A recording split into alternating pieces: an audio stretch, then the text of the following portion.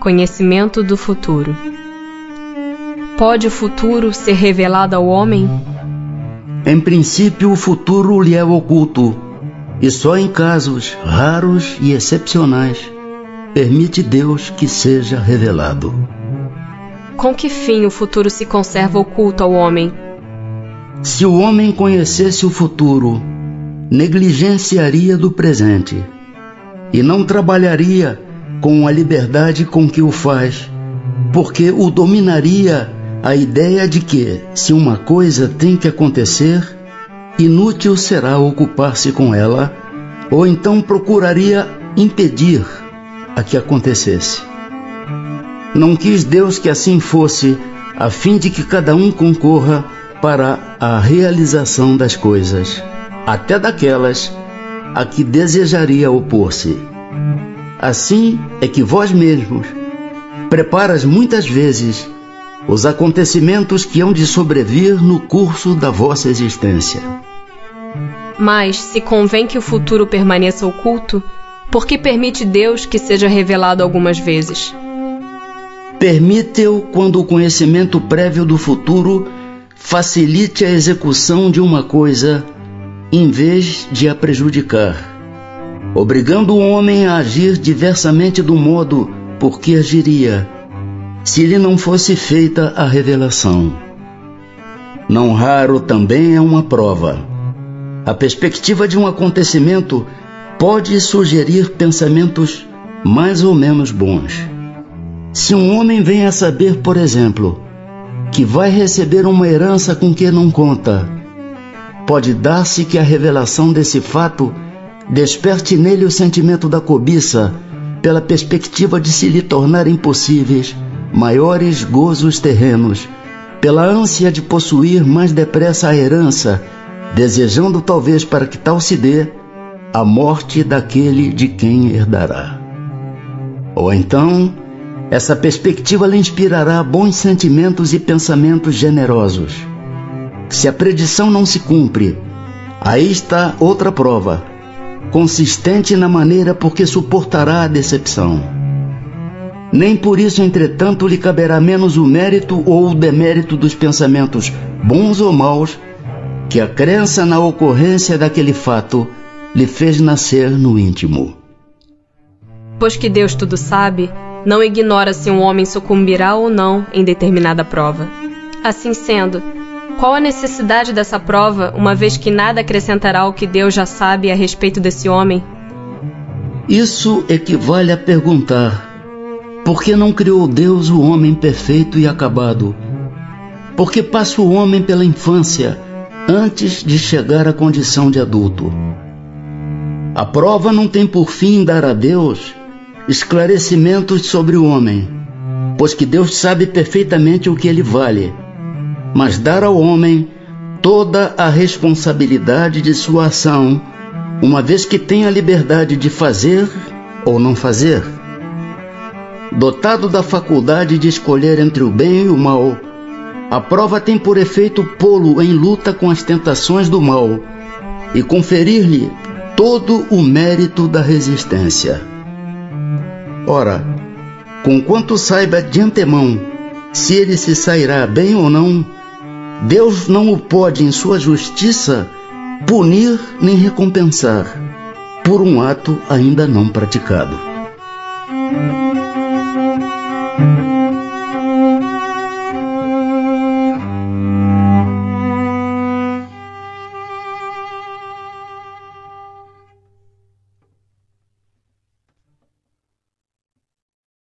Capítulo 11. Da lei de justiça, de amor e de caridade.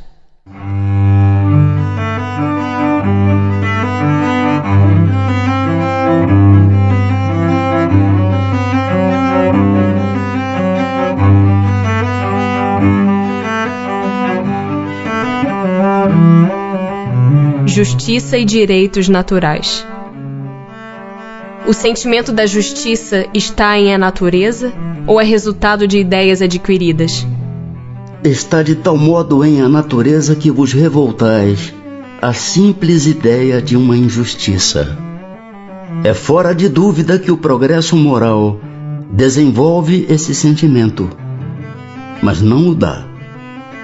Deus o pôs no coração do homem. Daí vem que frequentemente, em homens simples e incultos, se vos deparam noções mais exatas da justiça do que nos que possuem grande cabedal de saber. Sendo a justiça uma lei da natureza, como se explica que os homens a entendam de modos tão diferentes, considerando um injusto o que a outros parece injusto? É porque a esse sentimento se misturam paixões que o alteram, como sucede a maior parte dos outros sentimentos naturais, fazendo que os homens vejam as coisas por um prisma falso. Como se pode definir a justiça? A justiça consiste em cada um respeitar os direitos dos demais. Que é o que determina esses direitos? Duas coisas: a lei humana e a lei natural. Tendo os homens formulado leis apropriadas a seus costumes e caracteres, elas estabeleceram direitos mutáveis com o progresso das luzes. Vede-se hoje, as vossas leis, aliás imperfeitas, consagram os mesmos direitos que aquelas da Idade Média. Entretanto, esses direitos antiquados, que agora se vos afiguram monstruosos, pareciam justos e naturais naquela época. Nem sempre, pois, é de acordo com a justiça o direito que os homens prescrevem. Demais, este direito regula apenas algumas relações sociais, quando é certo que na vida particular há uma imensidade de atos unicamente da alçada do tribunal da consciência. Posto de parte o direito que a lei humana consagra, qual a base da justiça segundo a lei natural? Disse o Cristo: queira cada um para os outros o que quereria para si mesmo. No coração do homem imprimiu Deus a regra da verdadeira justiça, fazendo que cada um deseje ver respeitados os seus direitos. Na incerteza de como deva proceder com seu semelhante em dada circunstância, trate o homem de saber como quereria que com ele procedessem em circunstância idêntica. Guia mais seguro do que a própria consciência não lhe podia Deus haver dado. Da necessidade que o homem tem de viver em sociedade, nascem-lhe obrigações especiais? Certo. E a primeira de todas é a de respeitar os direitos de seus semelhantes. Aquele que respeitar esses direitos procederá sempre com justiça. Em o vosso mundo, porque a maioria dos homens não pratica a lei de justiça, cada um usa de represálias. Essa a causa da perturbação e da confusão em que vivem as sociedades humanas. A vida social outorga direitos e impõe deveres recíprocos. Podendo o homem enganar-se quanto à extensão do seu direito, que é o que lhe fará conhecer o limite desse direito? O limite do direito que, com relação a si mesmo, reconhecer ao seu semelhante em idênticas circunstâncias e reciprocamente. Mas se cada um atribuir a si mesmo direitos iguais aos de seu semelhante, que virá a ser da subordinação aos superiores? Não será isso a anarquia de todos os poderes? Os direitos naturais são os mesmos para todos os homens, desde os de condição mais humilde até os de posição mais elevada. Deus não fez uns de limo mais puro do que o de que se serviu para fazer os outros, e todos, aos seus olhos, são iguais. Esses direitos são eternos. Os que o homem estabeleceu perecem com as suas instituições. Demais, Cada um sente bem a sua força ou a sua fraqueza e saberá sempre ter uma certa deferência para com os que o mereçam, por suas virtudes e sabedoria. É importante ressaltar isto, para os que se julgam superiores, conheçam seus deveres, a fim de merecer essas deferências. A subordinação não se achará comprometida quando a autoridade for deferida à sabedoria. Qual seria o caráter do homem que praticasse justiça em toda a sua pureza? O do verdadeiro justo, a exemplo de Jesus, porquanto praticaria também o amor do próximo e a caridade, sem os quais não há verdadeira justiça. Direito de propriedade. Roubo. Qual o primeiro de todos os direitos naturais do homem? O de viver. Por isso é que ninguém tem o direito de atentar contra a vida de seu semelhante, nem de fazer o que quer que possa comprometer-lhe a existência corporal. O direito de viver dá ao homem o direito de acumular bens que lhe permitam repousar quando não mais possa trabalhar? Dá. Mas ele deve fazê-lo em família, como a abelha, por meio de um trabalho honesto e não como egoísta. Há mesmo animais que lhe dão o exemplo de previdência. Tem o homem o direito de defender os bens que haja conseguido juntar pelo seu trabalho? Não disse Deus, não roubarás? E Jesus não disse, dai a César o que é de César? É natural o desejo de possuir? Sim, mas quando o homem deseja possuir para si somente e para sua satisfação pessoal, o que há é egoísmo. Não será, entretanto, legítimo o desejo de possuir, uma vez que aquele que tem de que viver a ninguém é pesado?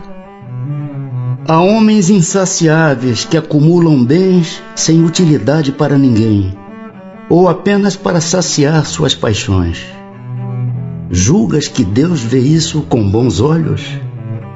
Aquele que, ao contrário, junta pelo trabalho, tendo em vista socorrer os seus semelhantes, pratica a lei de amor e caridade, e Deus abençoa o seu trabalho. Qual o caráter da legítima propriedade? Propriedade legítima só é a que foi adquirida sem prejuízo de outrem. Será ilimitado o direito de propriedade? É fora de dúvida que tudo o que legitimamente se adquire constitui uma propriedade. Mas como havemos dito, a legislação dos homens, porque imperfeita, consagra muitos direitos convencionais que a lei de justiça reprova. Essa a razão por que eles reformam suas leis, à medida que o progresso se efetua e que melhor compreendem a justiça. O que num século parece perfeito, afigura-se bárbaro no século seguinte. Caridade e amor do próximo. Qual o verdadeiro sentido da palavra caridade, como a entendia Jesus? Benevolência para com todos, indulgência para as imperfeições dos outros, perdão das ofensas. Jesus também disse: amai mesmo os vossos inimigos. Ora, o amor aos inimigos não será contrário às nossas tendências naturais e a inimizade não provirá de uma falta de simpatia entre os espíritos? Certo, ninguém pode votar aos seus inimigos um amor terno e apaixonado. Não foi isso o que Jesus entendeu de dizer. Amar os inimigos é perdoar-lhes e lhes retribuir o mal com o bem.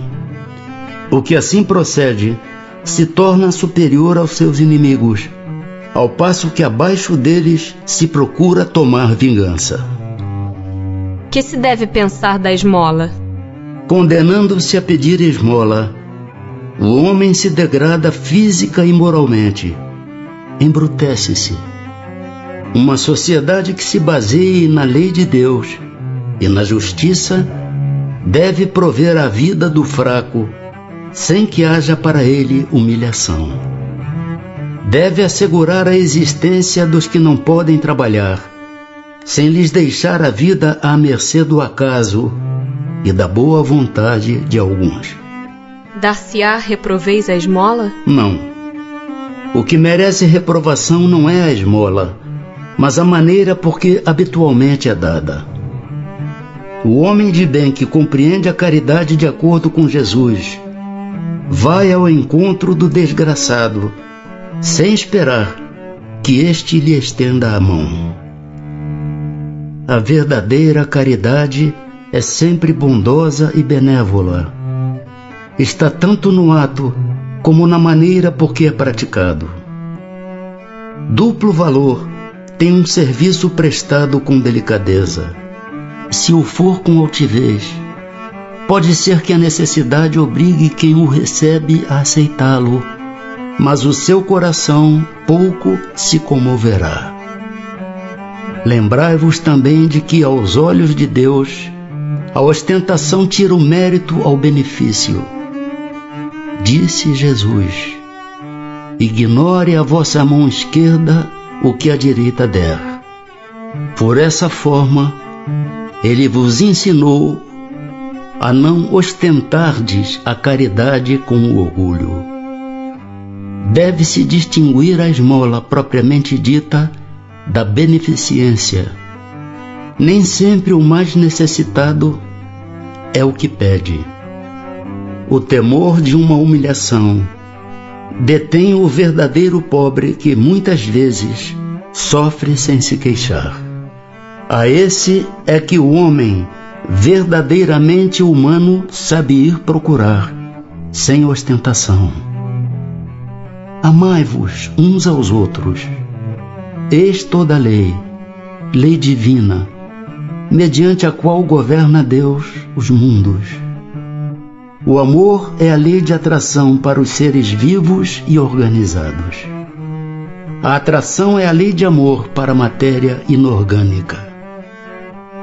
Não esqueçais nunca que o espírito, qualquer que seja o grau de seu adiantamento, sua situação como reencarnado ou na erraticidade, está sempre colocado entre um superior que o guia e aperfeiçoa e um inferior para com o qual tem que cumprir esses mesmos deveres. Sede, pois, caridosos, praticando não só a caridade que vos faz dar friamente a esmola que tirais do bolso, ou que vos ousa pedir, mas a que vos leve ao encontro das misérias ocultas. Sede indulgentes com os defeitos dos vossos semelhantes, em vez de votardes desprezo à ignorância e ao vício, instruí os ignorantes e moralizai os viciados. Sede brandos e benevolentes para com tudo o que vos seja inferior. Sede-o para com os seres mais ínfimos da criação, e tereis obedecido à lei de Deus. São Vicente de Paulo. Não há homens que se veem condenados a mendigar por sua própria culpa? Sem dúvida. Mas se uma boa educação moral lhes houver ensinado a praticar a lei de Deus, não teriam caído nos excessos causadores da sua perdição. Disso, sobretudo, é que depende a melhoria do vosso planeta. Amor materno e filial. Será uma virtude o amor materno ou um sentimento instintivo comum aos homens e aos animais? Uma e outra coisa. A natureza deu à mãe o amor a seus filhos no interesse da conservação deles. No animal, porém, esse amor se limita às necessidades materiais. Cessa quando desnecessários se tornam os cuidados. no homem persiste pela vida inteira e comporta um devotamento e uma abnegação, que são virtudes. Sobrevive mesmo à morte e acompanha o filho até no além-túmulo. Bem vedes que há nele coisa diversa do que há no amor do animal. Estando em a natureza o amor materno, como é que há mães que odeiam os filhos, e não raro desde a infância destes? Às vezes é uma prova que o espírito do filho escolheu, ou uma expiação, se aconteceu ter sido mau pai, ou mãe perversa, ou mau filho noutra existência. Em todos os casos, a mãe má não pode deixar de ser animada por um mau espírito que procura criar embaraços ao filho, a fim de que sucumba na prova que buscou. Mas essa violação das leis da natureza não ficará impune, e o espírito do filho será recompensado pelos obstáculos de que haja triunfado.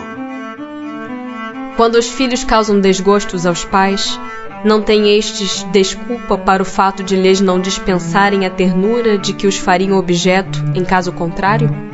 Não, porque isso representa o encargo que lhes é confiado, e a missão deles consiste em se esforçarem para encaminhar os filhos para o bem.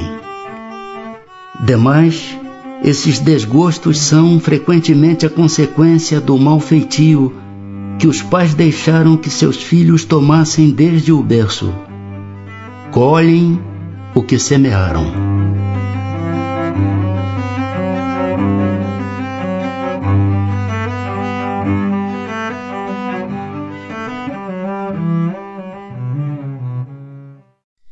Capítulo 12. Da perfeição moral.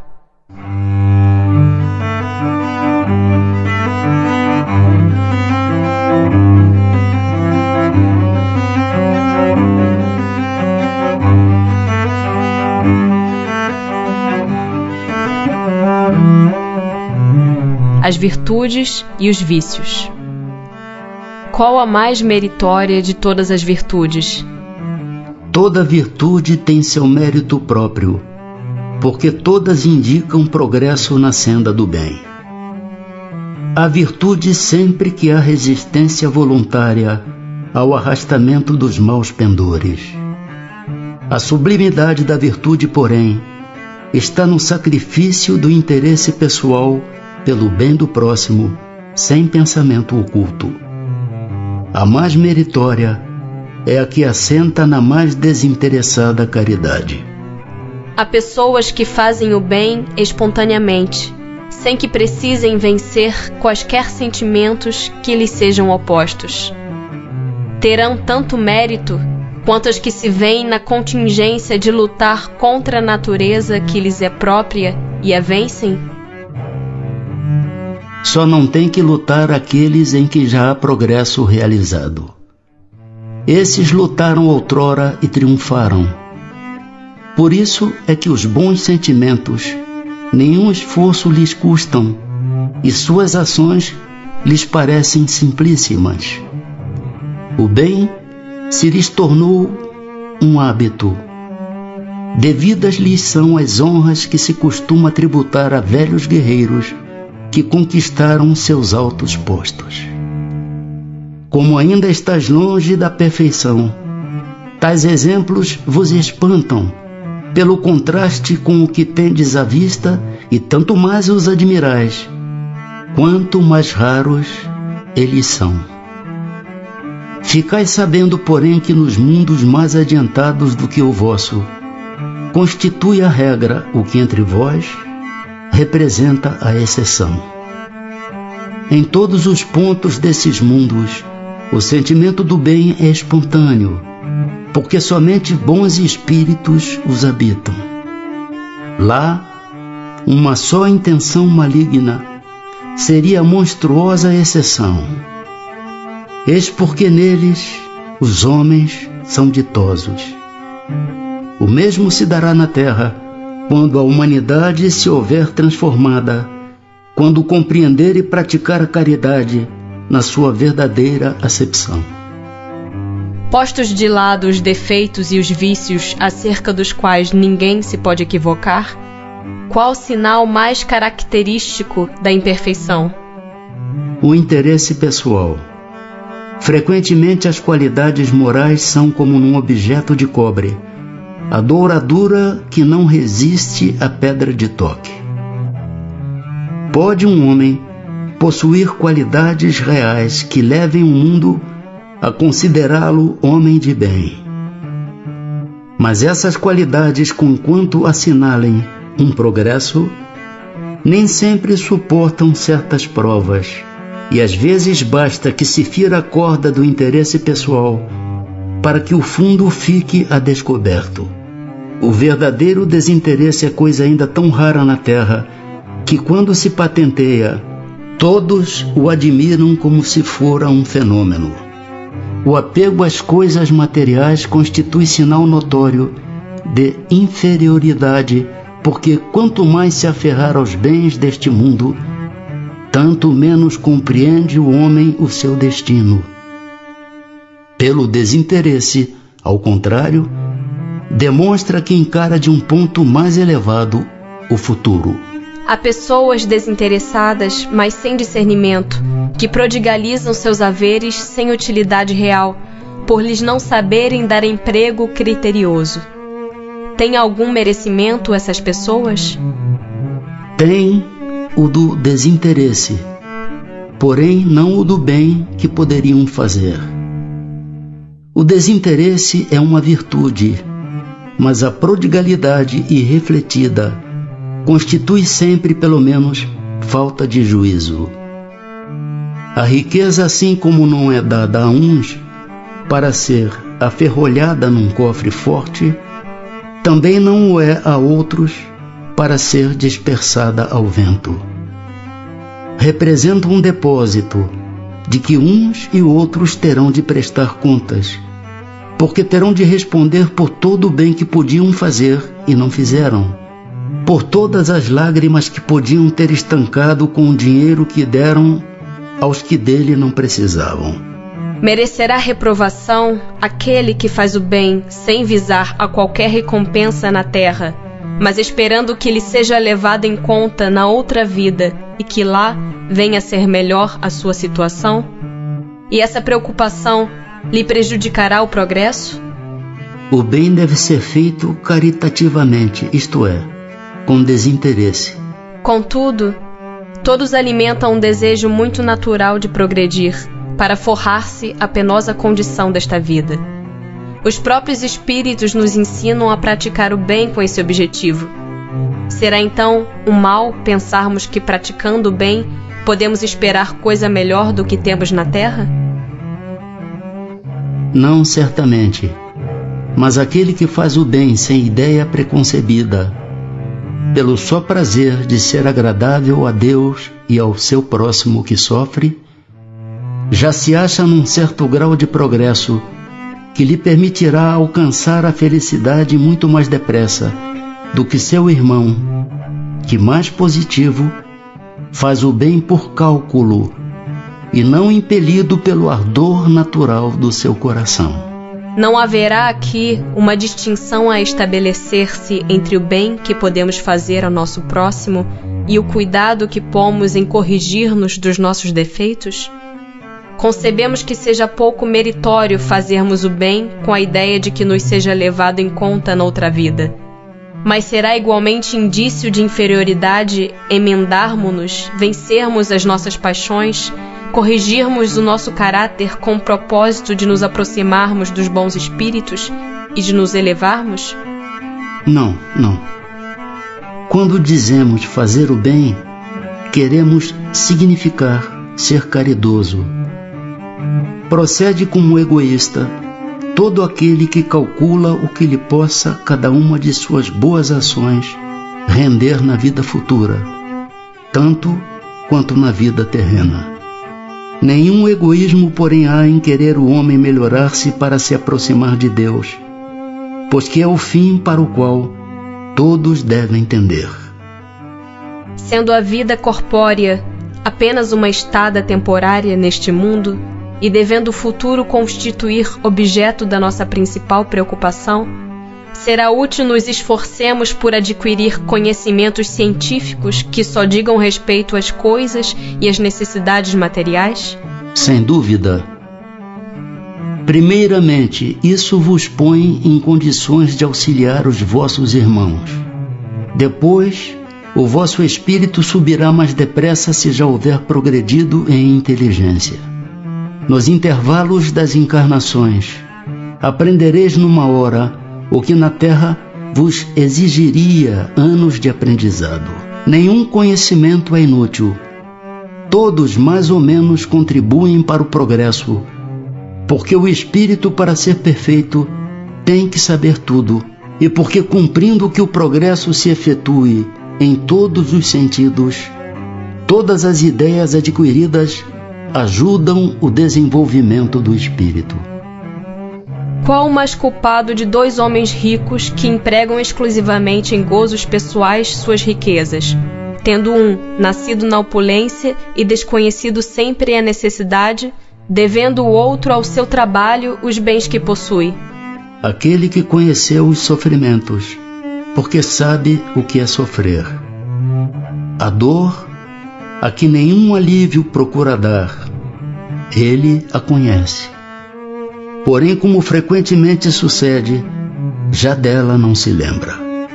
Aquele que incessantemente acumula haveres, sem fazer o bem a quem quer que seja, achará desculpa que valha na circunstância de acumular, com o fito de maior soma legar aos seus herdeiros? É um compromisso com a consciência má. Figuremos 2 avarentos, um dos quais nega a si mesmo o necessário e morre de miséria sobre o seu tesouro, ao passo que o segundo só o é para os outros, mostrando-se pródigo para consigo mesmo, enquanto recua ante o mais ligeiro sacrifício para prestar um serviço ou fazer qualquer coisa útil, nunca julga demasiado o que despenda para satisfazer aos seus gostos ou às suas paixões. Peça-se-lhe um obséquio e estará sempre em dificuldade para fazê-lo. Imagine, porém, realizar uma fantasia e terá sempre o bastante para isso. Qual o mais culpado e qual o que se achará em pior situação no mundo dos espíritos? O que goza, porque é mais egoísta do que avarento. O outro já recebeu parte do seu castigo. Será reprovável que cobicemos a riqueza quando nos anime o desejo de fazer o bem? Tal sentimento é, não há dúvida, louvável, quando puro. Mas será sempre bastante desinteressado esse desejo? Não ocultará nenhum intuito de ordem pessoal? Não será de fazer o bem a si mesmo em primeiro lugar, que cogita aquele em que tal desejo se manifesta? Incorre em culpa o homem por estudar os defeitos alheios? Incorrerá em grande culpa se o fizer para os criticar e divulgar, porque será faltar com a caridade. Se o fizer para tirar daí proveito, para evitá-los, tal estudo poderá ser-lhe de alguma utilidade. Importa, porém, não esquecer que a indulgência para com os defeitos de outrem é uma das virtudes contidas na caridade. Antes de censurardes as imperfeições dos outros, vede se de vós não poderão dizer o mesmo. Tratai, pois, de possuir as qualidades opostas aos defeitos que criticais no vosso semelhante. Esse o meio de vos tornardes superiores a ele. Se lhe censurais o ser avarento, sede generosos.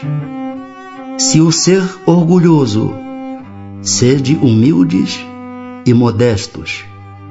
Se o ser áspero, sede brandos. Se o proceder com pequenez, sede grandes em todas as vossas ações. Numa palavra, fazei por maneira que se não vos possam aplicar estas palavras de Jesus. vê o argueiro no olho do seu vizinho e não vê a trave no seu próprio. Incorrerá em culpa aquele que sonda as chagas da sociedade e as expõe em público? Depende do sentimento que o mova. Se o escritor apenas visa produzir escândalo, não faz mais do que proporcionar a si mesmo um gozo pessoal, apresentando quadros que constituem antes mau do que bom exemplo. O espírito aprecia isso, mas pode vir a ser punido por essa espécie de prazer que encontra em revelar o mal. Como em tal caso julgar da pureza das intenções e da sinceridade do escritor? Nem sempre há nisso utilidade. Se ele escrever boas coisas, aproveitai-as. Se proceder mal, é uma questão de consciência que lhe diz respeito exclusivamente. Demais, se o escritor tem empenho em provar a sua sinceridade, apoie o que disser nos exemplos que dê. Alguns autores han publicado belíssimas obras de grande moral, que auxiliam o progresso da humanidade, das quais, porém, nenhum proveito tiraram eles. Será levado em conta, como espíritos, o bem a que suas obras hajam dado lugar? A moral sem as ações é o mesmo que a semente sem o trabalho. De que vos serve a semente, se não a fazeis dar frutos que vos alimentem? Grave é a culpa desses homens, porque dispunham de inteligência para compreender.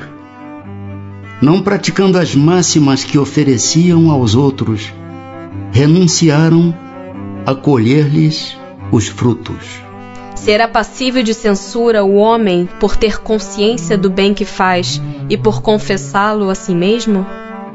Pois que pode ter consciência do mal que pratica, do bem igualmente deve tê-la, a fim de saber se andou bem ou mal.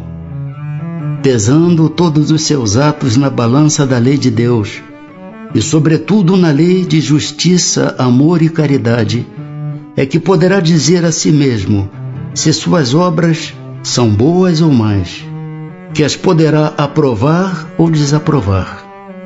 Não se lhe pode, portanto, censurar que reconheça haver triunfado dos maus pendores e que se sinta satisfeito, desde que de